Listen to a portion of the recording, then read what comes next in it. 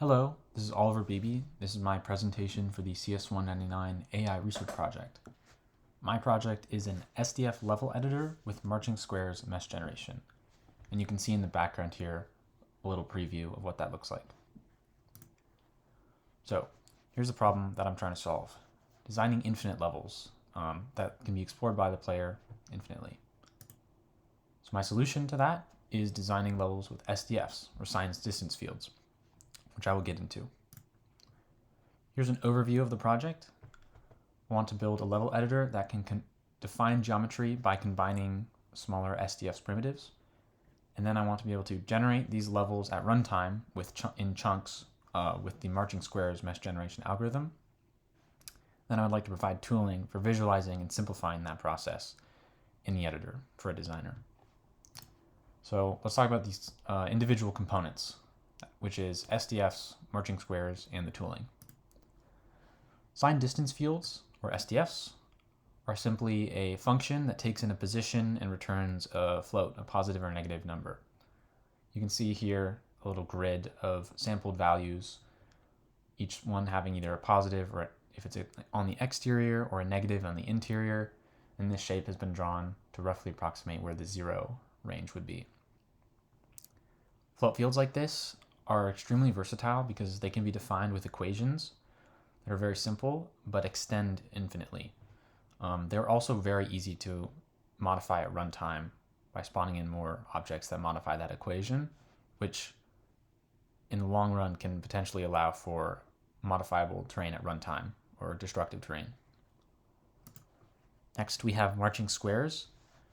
It's an algorithm that requires an underlying float field and then generates a mesh by finding the edges where it goes from positive to negative. This allows you to generate a mesh based on the float field that is infinite as much as the float field is. This is just an approximation of the underlying float field, and so we can use things like linear interpolation down here to improve the quality. But ultimately, we're only rendering it at a certain resolution. And then lastly, we have the tooling. Modern game engines like Unity have an extensive API for making custom tools like this, which I'm going to be taking full advantage of. We can create some custom game object components for authoring levels without requiring more code to be written. We can give the user some merging options for their SDFs, as well as this visualization of their SDF before it's actually been rendered at runtime with marching squares, which can be really useful for iterating faster. So now we can move on to a little editor demo. So here I have Unity. To show the window, I'm going to go up here and open the custom editor window that I've created. Called it Marcher here. We're not seeing anything yet in the level because we haven't made anything. So I'm going to go over here, go to super duper field. We'll start with creating a group. Let's just put this on the grass layer. And these are just layers used to identify, to identify different groups at runtime for different meshes, as well as for the preview. So let's add a circle here, just a simple circle. Has a radius here. We're not seeing anything yet. I think I need to update preview there. Yep, so there we're seeing our circle. We can adjust the radius. This gradient thickness is mostly used for adjusting the marching squares generation accuracy. So that's not relevant at this point. Yeah, we can drag the circle around. Let's try adding a little more complexity. I'll add a line. Getting some errors. Thought I fixed that, but I guess not. So yep, here's our line. I can also adjust the thickness. With a line, I can rotate it. We can also add some sine wave octaves. These are nice if you want to add some waviness. Let's try this. Yeah, look at that. And that'll extend forever along the line, and it'll stay oriented to whatever direction you've oriented the line. And then with octaves, we can add some more complexity to that. If I add another octave with a different frequency, you can see as I adjust the intensity, we've created a much more complicated looking sine wave. And then we also have noise octaves. Add one here, let's try like that. And noise is going to be a lot more chaotic. We actually can increase the amplitude. You can see it's less periodic, which can be nice to give your levels more intrigue and not just complete repeating pattern. I'll bring that down a bit. Yeah, this can be useful for like creating like a river or something. And then also we have these different merge modes. So I can change this from a union to be a cutout. And now it's actually cutting out from the layer above it, which can be useful. This could be cutting out the grass to show like a river going through. Show some more shapes. We've got this noise, and this will fill the entire region. We can adjust the threshold of where the noise is cut off. And then this presents a good use case for another group. So I'm going to create another group.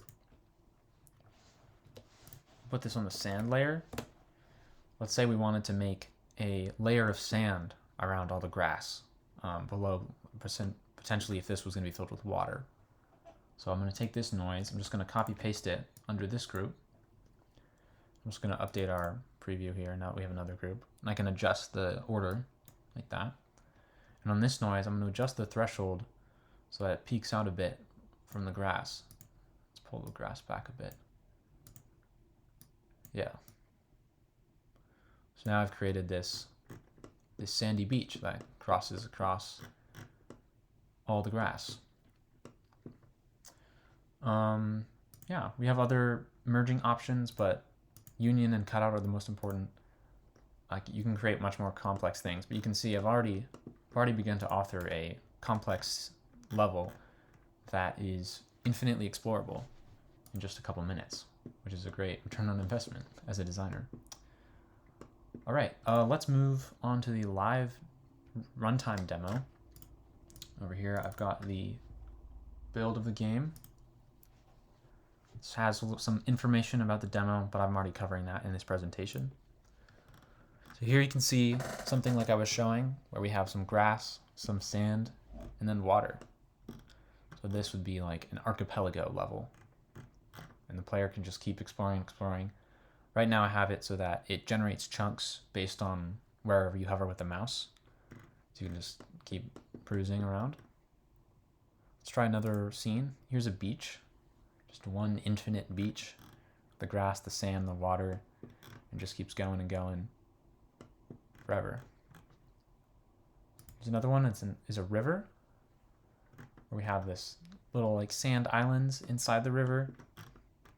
And then lastly, we have an island, which you'll see another river, but it's cutting through an island. And then this island is actually surrounded by an archipelago. So kind of a combination of all those elements.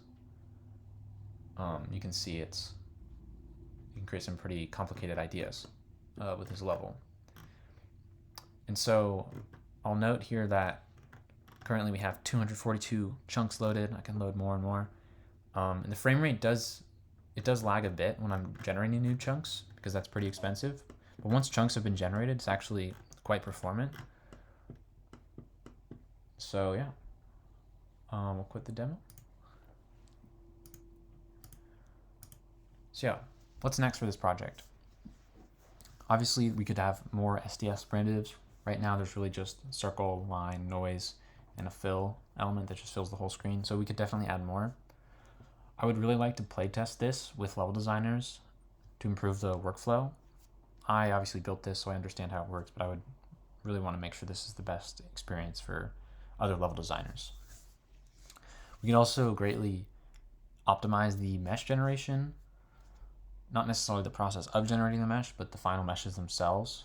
Right now, if an SDF fills an entire chunk, like the water fills in every chunk completely, it's still generating tons of tiny squares to fill each of those chunks, when really we only need one quad or two triangles. So there could definitely be some improved mesh generation optimization. And then also optimizing the editor to allow for a higher resolution preview. Right now, the preview is pretty low resolution because it has to build this texture every time you adjust the camera or add a new element, which is pretty expensive. So we can improve that to give a higher resolution preview. And then, of course, as you saw, there's some bugs to fix on the preview, like when it needs to update itself. Anyway, that's my presentation. That's my project. Thank you for listening.